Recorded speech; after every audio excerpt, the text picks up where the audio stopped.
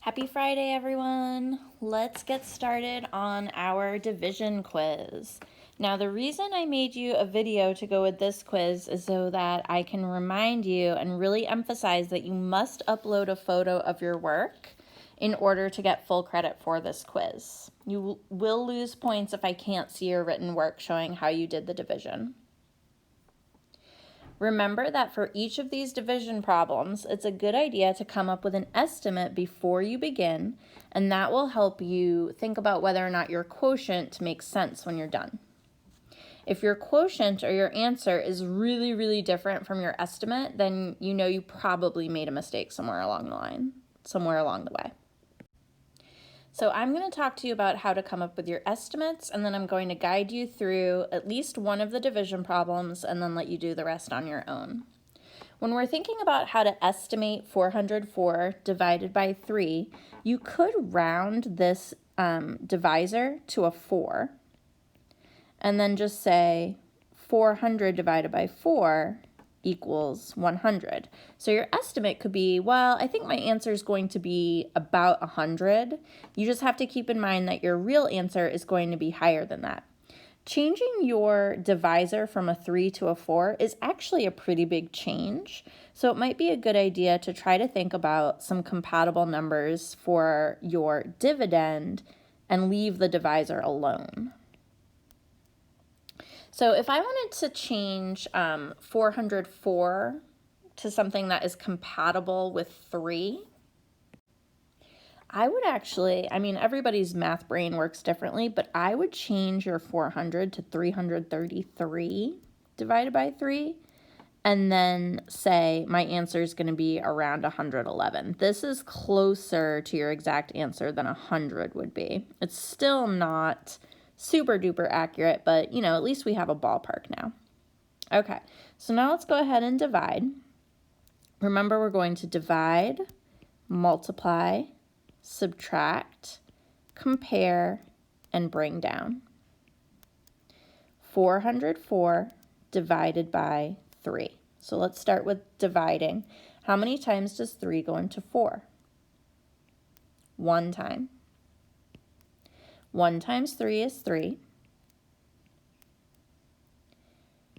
4 minus 3 is 1. Compare. My 1 is smaller than my divisor, so I'm good there. Next, I need to bring down my 0. Now I'm looping back up to the top, back to division now. 10 divided by 3 is 3. And 3 times 3 is 9. 10 minus 9 is 1.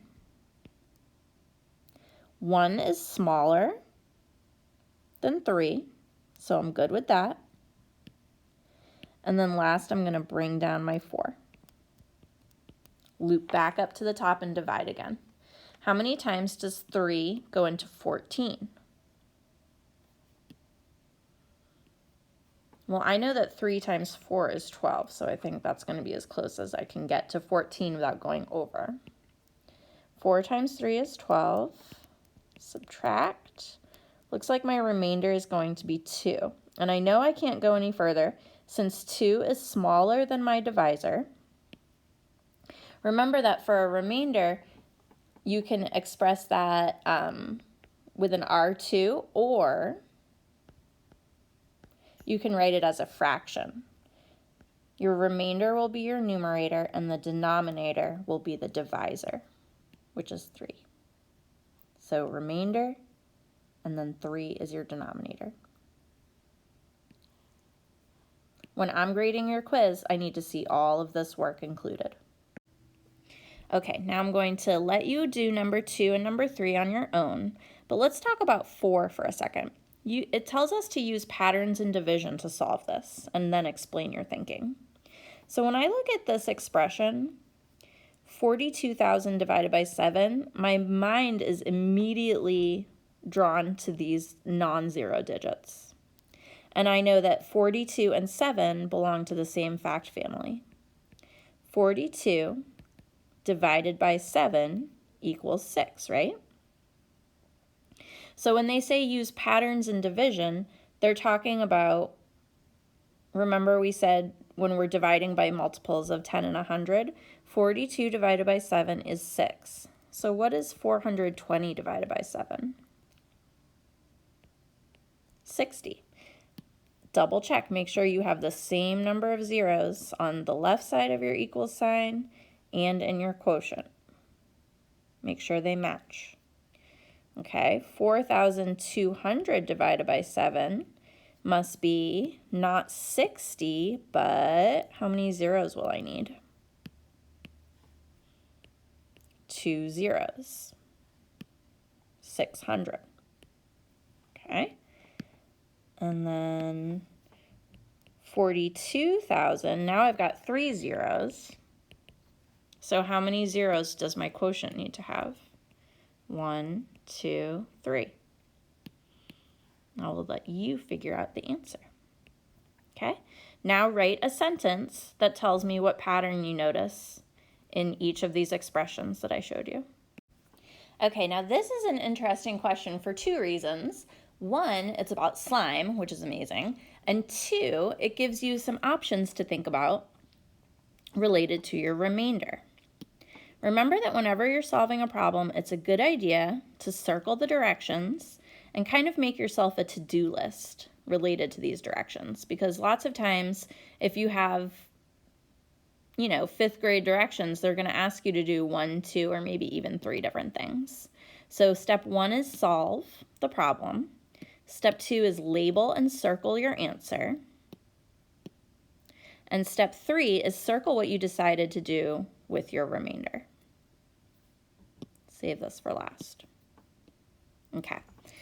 All right, so Kimbo made 339 ounces of slime to give to her friends as back-to-school gifts.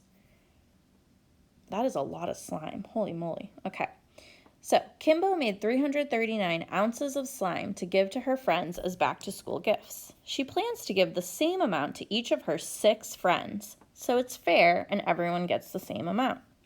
How much slime will each friend get? I see a typo there. It should say how much slime will each friend get. Okay, so I'm going to use a tape diagram. This represents her entire batch of slime, which is 339 ounces. And she's sharing this whole amount of slime with 6 of her closest friends. 1, 2, 3. Wait, 1, 2, 3, 4, 5, 6. I did that wrong. Okay. So 6 friends, sharing with 6 friends.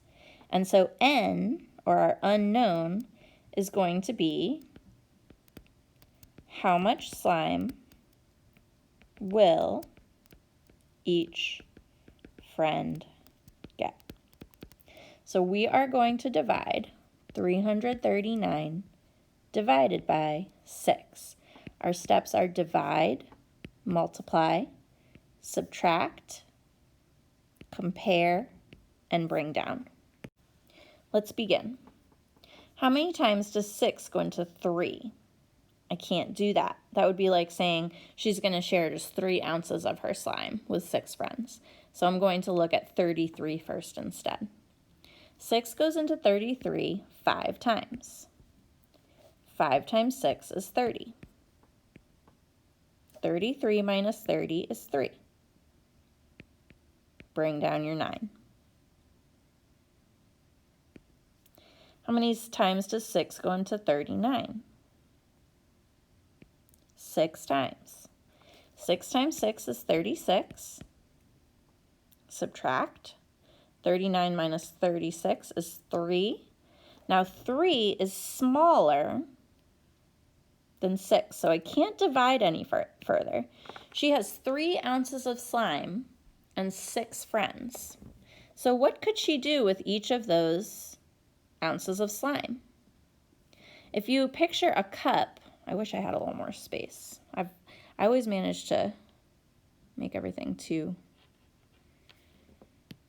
big and I run out of space. Picture a cup with 1, 2, 3 ounces of slime. Could she maybe divide those ounces in half? So this would be half an ounce of slime, this would be half an ounce of slime, and this would be half an ounce of slime. Then she could share it, couldn't she? With her 6 friends. So this is like what I was saying